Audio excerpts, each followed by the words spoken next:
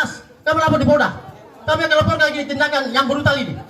Manggala Pak, Makassar. Ya Manggala Pak. Jangan Pak, jangan Pak, jangan Pak, jangan Pak. Jangan diperalat sama pengadilan Pak. Jangan diperalat sama pengadilan Pak. Jangan diperalat sama pengadilan Pak. Jangan diperalat sama pengadilan Pak. Tidak boleh Pak. Tidak boleh Pak.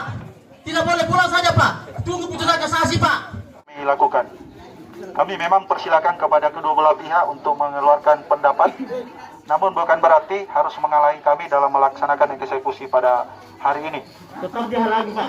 Mohon izin kami Panitera Pengadilan Negeri Maros atas nama Ketua Pengadilan Negeri Maros hari ini hadir di sini untuk melaksanakan eksekusi atas penetapan Ketua Pengadilan Negeri Maros nomor 3 PDT X 2019 PN Maros jauh putusan nomor 11 tahun 2018 PN Maros. Jadi kami sampaikan kepada Bapak dan Ibu bahwa kami hadir pada hari ini adalah untuk melaksanakan putusan pengadilan negeri.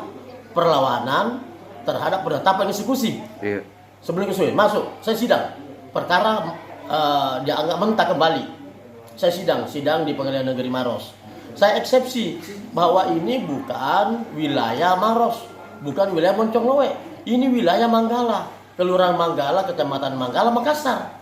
Ini semua orang Makassar semua di sini. Masa hanya satu di sini Maros, di sana Makassar, di sini Makassar, di sana Makassar. Kok masa ada satu?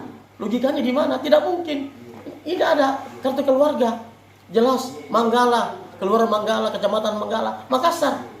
Ini sangat menyesalkan tindakan hukum Ketua Pengadilan Negeri Maros yang tergesa-gesa, terlalu instan atau terlalu dini ingin mengeksekusi. Dia tidak menghargai permohonan saya. Ini kan permohonan eksekusi. Ini kan sudah jalan terproses di Mahkamah Agung. Ini yang harus dihargai.